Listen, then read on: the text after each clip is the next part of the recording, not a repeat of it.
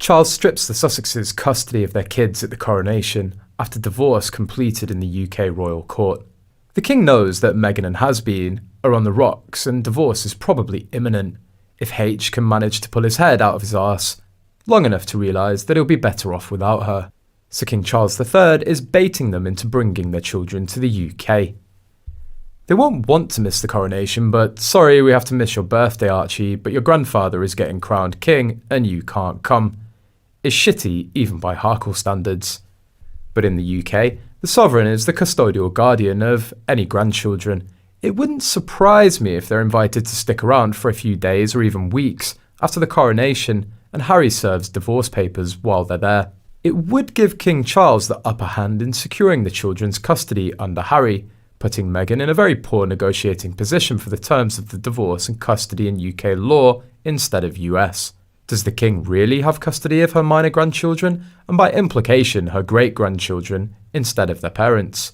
A 300-year-old rule is begging the question as to whether Queen Elizabeth technically has legal custody of her minor great-grandchildren. In 1717, a major disagreement that King George had with his son over how he was raising his children led to him being granted authority over his grandchildren. Judges ruled in the king's favour, stating that the king's right of supervision extended to his grandchildren, and this right of right belongs to His Majesty, King of the Realm, even during the father's lifetime. This is a case on whether the king has a royal prerogative in the area of custody of his grandchildren.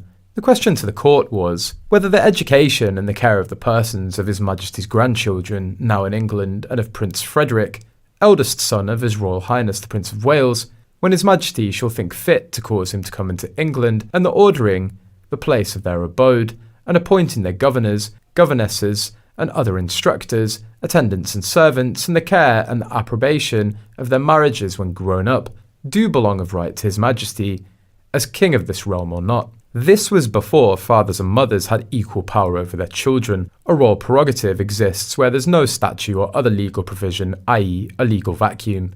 The point made here is simply that the Act stated that the king had those powers anyway, not that Parliament has legislated these powers. A royal prerogative, and indeed the Royal Marriages Act of 1772, was released by the Succession to the Crown Act of 2013. This does revive the royal prerogative. The situation will be the same for any future children born to the Duke and Duchess of Sussex, Prince Harry and Meghan Markle. Koenig says the palace didn't make a big deal until now, out of the law in 2018, and doubts that Charles, who she describes as very respectful of his son's parenting, would ever overshadow important or meaningful decisions. He understands that they want to raise their children privately. The only thing Charles might ask for is more pictures, she joked.